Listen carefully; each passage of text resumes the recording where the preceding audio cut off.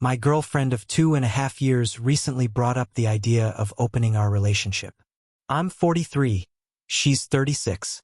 We'd been together a while, nearly 2 years officially, and I thought things were stable. I was even planning to ask her to move in this April. But lately, she was acting cold and detached.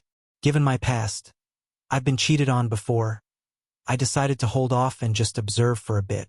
Then last Friday, she hit me with a long-winded speech about how opening the relationship could be healthy and exciting. When she was done, I calmly asked if she already had someone in mind. Let's be real. No one randomly comes up with this idea overnight and is ready to act on it immediately. She hesitated, but I got her to admit it. Yes, there was someone. That was all I needed. Whether she had already been with him or was just setting the stage, the damage was done. I got up, walked around the apartment while she kept trying to pitch this as some positive new chapter for us. By the time she was finished, I handed her a sports bag with her things in it. Told her to leave the spare key on the table and that we were done, and that she knew exactly why. I sat back on the couch and turned on the TV, acting cold just to keep myself from crumbling. She stood there silent, almost crying. Before she could say anything else, I told her I didn't want to talk anymore and she should go. After she left, I broke down. I felt like absolute trash. Worthless, honestly. I cried. And now, my phone is going insane. People from both sides are texting and calling nonstop, saying I overreacted to a simple suggestion. I don't know what story she gave them. I'm sitting here, still hurting, wondering if I really went too far. I miss her, I do. But even though I still love her, the trust is destroyed. I can't be in a relationship where I'm constantly questioning her. That's not love, that's torment. And yes, I know my reaction is more about me than what she did. So I ask honestly, did I overreact? Top comments. You were extremely composed given the circumstances. Anyone saying otherwise isn't a real friend. This wasn't a mutual decision. She had a guy lined up and tried to paint it as mutual exploration.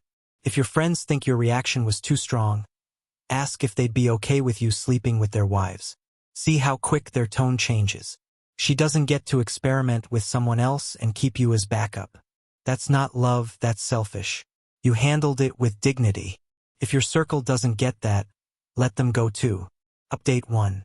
1 day later. First, thanks to everyone who replied. A few people suggested maybe I went overboard, that maybe she didn't understand where I stood on the topic. Just to clear it up, about a year ago we had friends going through a similar thing, and it was a major topic among us for weeks. I said back then very clearly that I was not okay with open relationships. If someone felt the need to be with others, they should just leave. She heard me say that many times. As for the mutual friends trying to fix things, they didn't know the full story at first. After I explained everything to them yesterday, most agreed with me. A few wanted to just move on, others were furious on my behalf. Some of the girls thought I could have ended it more gently, and a couple asked if I'd consider giving her another shot. But for me, this isn't about whether I still love her, I do. It's about trust. I don't want to live in paranoia. After I left, some friends talked to others, and things have settled down a bit. I don't know what she's doing now. She texted me a few times, but I haven't read them. Not ready to. Top comments. Don't go back. The second someone is pushing for an open relationship while secretly into someone else, it's over. It's not about insecurity, it's about boundaries. She knew yours and crossed them. When someone wants an open relationship out of nowhere, they're either cheating or about to. They just want you to validate it by calling it mutual. Update 2. 5 days after the original post.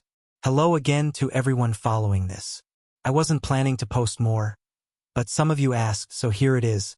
After sitting with it for a few days and getting advice from friends and some kind people online, I agreed to meet her just to talk and clear the air.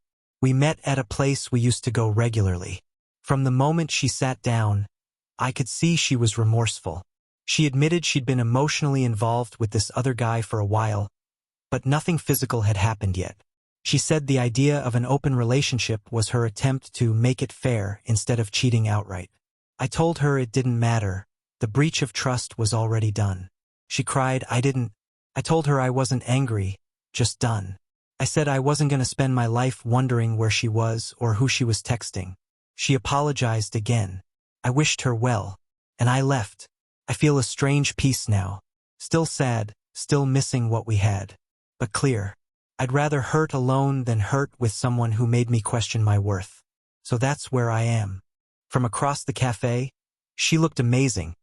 So stunning that for a moment, I almost said, screw it, and just wanted to pull her into my arms and take her home. Took everything in me to hold back. As I approached, I noticed the sadness in her face, her eyes still red and puffy from crying.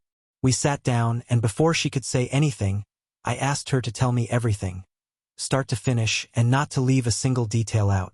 I said I'd ask a few questions and needed nothing but the truth. The story was simple enough. About 2 months ago, she brought up the idea of opening the relationship. On one of her girls' night outs, they met this striking foreign guy. During that first month, he was like the new obsession. Every single girl in their group took a turn hanging out with him, sharing their stories afterward like it was some game. Eventually, this guy who'd already been with most of her friends set his sights on Felicity. He flirted, pulled her onto the dance floor, and they had fun. That was the moment she should have stopped, because we had agreed that on those nights, she'd avoid any guys. I told her from the start, men usually don't just dance. And we made a pact about it. But she got caught up in the thrill and attention, and had a blast dancing with him. Looking back, that's when I started noticing the shift. Felicity growing distant. A few weeks passed, and her friends started sharing more personal stories about that guy, which got her imagination going. She began fantasizing, even though she hadn't acted on anything yet. He was making moves, but she claims she didn't give in, because she was still with me. But alcohol and tipsy friends aren't great advisors, and when the idea of an open relationship came up, she and her girls spent weeks trying to figure out how to convince me. Their logic, that I'd been into threesomes and swinging in the past, so I'd be fine with this. But those experiences were in my early 20s, and always something shared as a couple, driven by curiosity, not betrayal. Fast forward to the day she asked for an open relationship. She told me they didn't think I'd actually break up over it. At worst, they figured I'd get mad and say no. That's all. I cut her off right there. I told her she should have known me better after over 2 years together. I always communicated my values clearly, and she'd always agreed. I explained I didn't walk away because she asked the question. I walked because she already had someone in mind. That broke my trust. If this had come up organically, we might have worked through it. At worst, we could have found another path. But this raised red flags. We circled around the topic a bit more, and then I started asking the hard questions. Had she slept with him? She said no. Did she catch feelings? Another no. Had she seen him since then? Again, no.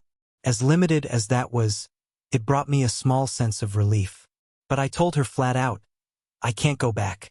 I need to close this chapter for my own peace of mind. I added that we have a lot of mutual friends, and I don't want anyone to feel forced to pick sides. I'm not going to ask them to choose. We can behave like grown-ups, stay respectful. If someone takes a side, that's their choice, not something I influenced. She apologized, deeply, said if she could go back, she would undo everything, but she knows she can't. Her voice cracked, and I was on the verge too, so I asked for the check. I walked her to her car, opened the door like I always used to, and she burst into tears. I hugged her. We stood like that for 10 minutes. When she calmed down, she got in and drove away. I was numb, drove straight home, packed my camping gear, and took off to the mountains for the weekend, just to be alone with my thoughts. This morning, driving back to the city, my phone finally got signal again and it blew up with texts. Friends and family were worried. I had vanished without saying a word. I messaged them all back, told them I was fine, had just gone camping, and I was now heading to work. She also sent a message. Something along the lines of, I don't feel like we're over. I think you just need time, and I'll wait, hoping for another chance. I haven't replied. Honestly, I believe it's done. But life's taught me never to say never. For now, I'm going to focus on myself, take it slow, do the things I enjoy, and see where life leads. That's it. Thanks again to everyone who's been there for me through this.